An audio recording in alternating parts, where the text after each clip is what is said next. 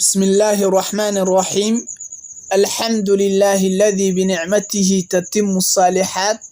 أما بعد، أولا السلام عليكم ورحمة الله وبركاته. سلام كدب الله سبحانه وتعالى يا مهد إسكاله. إن شاء الله waxaad ku soo dhawaataan channelka waa channelkiina ma sha Allah. walaalaha muslimiinta meel walba ay joogaan waxaan leeyahay ka faa'iideysi wacan baa idin leeyahay.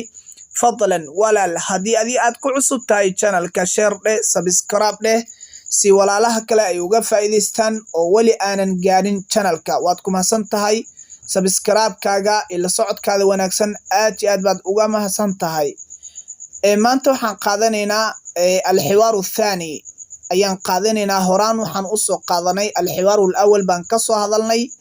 maanta waxaan qaadanaynaa alxiwaaru thani, wada sheekeysiga labaad. wada sheekeysiga labaad sida tan buu u dhacayaa oo wuxuu u dhaxeeyaa laba qof baa wada sheekeysanaya. midka koowaad wuxuu leeyahay kayfa xaaluka, xaaladaada ka waran. midka kale ayaa kaga warceliyay wuxuu yidhi xaali tayib, xaaladeedii way fiican tahay. midka kale ayaa soo booday wuxuu yidhi ayna taciishu, halkee ku nooshahay adiga. ayna taciishu, halkee ku nooshahay mise xagee ku nooshahay adiga. wuxuu yidhi midka kale wuu kaga warceliyay wuxuu yidhi aciishu, waxaan ku noolahay fii naaxiyati hodan, xaafadda hodan ayaan ku noolahay. naaxiya waa xaafad weeyaan. midka kale ayaa soo booday wuxuu yidhi maca man taciishu, yaad la nooshahay adiga. maca man taciishu, yaad la nooshahay adiga.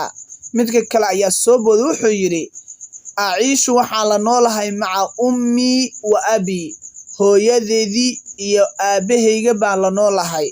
oo wuxuu yidhi aciishu, waxaan la noolahay maca ummii wa abi, hooyadeedii iyo aabahay baan la noolahay. midka kale ayaa soo booday wuxuu yidhi shukran laka, waad mahadsan tahay. midka kale ayaa soo booday wuxuu yidhi anta, adiga ayaa awlaa mudan bishukri, mahadnaq. insha Allah halkaas ayaan kusoo afmeerayaa.